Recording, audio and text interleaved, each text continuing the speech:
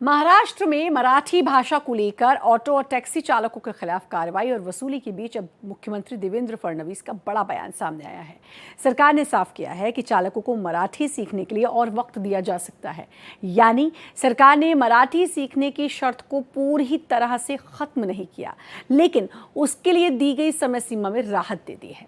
फडणवीस के नरमी भरे इस बयान को क्षेत्रीय अस्मिता और प्रवासियों की आजीविका के बीच संतुलन बनाने और एक बड़ा राजनीतिक और प्रशासनिक प्रयास माना जा रहा है।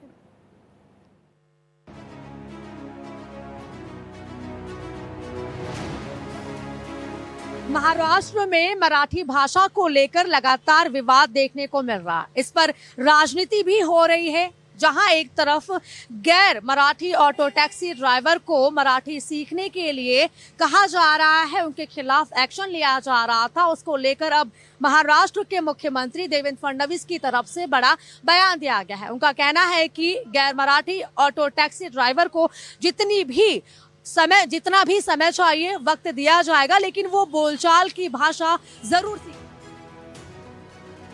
महाराष्ट्र में गैर मराठी ऑटो और टैक्सी ड्राइवरों के लिए मराठी भाषा की अनिवार्यता पर घमासान इसलिए मचा क्योंकि इसकी परीक्षा में ज्यादातर ड्राइवर पास नहीं हो पाए, तो उनके ड्राइविंग लाइसेंस पर तलवार लटकने लगी।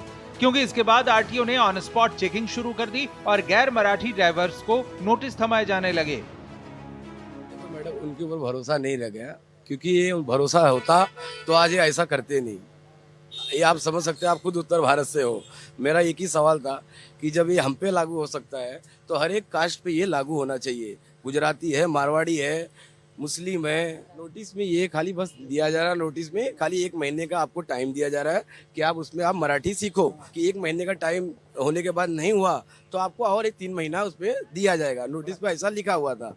नहीं, मुख्यमंत्री साहब जो दिए हैं जो है वो मैं उनका सम्मान करता हूँ और हर व्यक्ति को, हर समाज को मराठी सीखना चाहिए। लेकिन अब इतने जल्दी 1 महीने, 2 महीने, 3 महीने थोप देना किसी के ऊपर, ये 50-55 की उम्र हो गई है, वो कैसे सीखेंगे? उनको ये मात्रा के हिसाब से सिखाएंगे तो सीख पाएंगे। ऐसे आपने बोल दिया और हम सीख लेंगे। ऑटो ड्राइवर्स की मुख्य दलील ये है कि अगर वो दिन भर भाषा की ट्रेनिंग लेने में लगे रहे और जुर्माने भरते रहे तो उनका घर कैसे चलेगा, जबकि कामचलाऊ मराठी उन्हें आती है। आशंका और भ्रम की स्थिति में ऑटो ड्राइवर्स ने हड़ताल तक का रास्ता अख्तियार कर लिया, जिससे मुंबई कर की परेशानियां बढ़ गईं।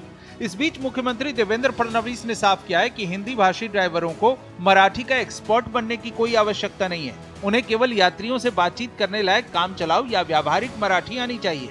इसके साथ ही सरकार ने भाषा सीखने की समय सीमा को लगातार तीसरी बार आगे बढ़ा दिया है। फडणवीस ने भरोसा दिया है कि अगर ड्राइवर्स को और समय चाहिए तो सरकार इसे आगे भी बढ़ाने को तैयार है। पहली बात तो यह है कि यहाँ पर जो हमारे भाई लोग, हिंदी भाषी भाई लोग जो यहाँ पर टैक्सी या ऑटो चलाते हैं, उनको मराठी का एक्सपर्ट बनाने का कोई कारण नहीं है। उनको उनके काम जितनी मराठी आनी चाहिए, काम चलाओ मराठी आनी चाहिए, इस प्रकार का ही आग्रह किया गया है।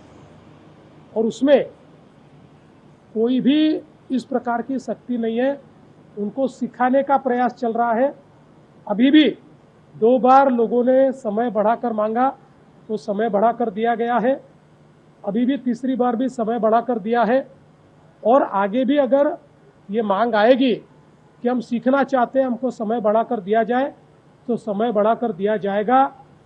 हमारी भारतीय जनता पार्टी की सरकार और हमारी बीजेपी, शिवसेना, राष्ट्रवादी की महायुति सरकार भाषा के आधार पर किसी के साथ अन्याय नहीं होने देगी।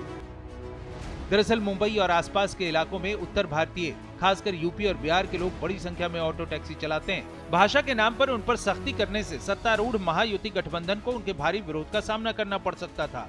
उधर शिवसेना, यूबीटी और एमएनएस जैसी पार्टियां मराठी कार्ड खेलकर स्थानीय वोटर्स को लुभाना चाहती हैं। ऐसे में बीजेपी के नेतृत्व वाले फडणवीस ने बीच का रास्ता निकालकर क्षेत्रीय अस्मिता का सम्मान भी बनाए रखा है और हिंदी भाषियों को भी नाराज नहीं होने दिया। फडणवीस ने कहा कि जो लोग 3 पीढ़ियों से महाराष्ट्र में रह रहे हैं, वे राज्य की संस्कृति का हिस्सा हैं। इसलिए भाषा के नाम पर किसी के साथ भेदभाव या अन्याय नहीं होने दिया जाएगा। एक परिपक्व राजनीतिक सूझबूझ की वानगी रखते हुए सीएम फडणवीस ने इस बड़े मसले को सुलझा लिया है। मुंबई से संवाददाता आंचल तिवारी के साथ ब्यूरो रिपोर्ट, भारत एक्सप्रेस।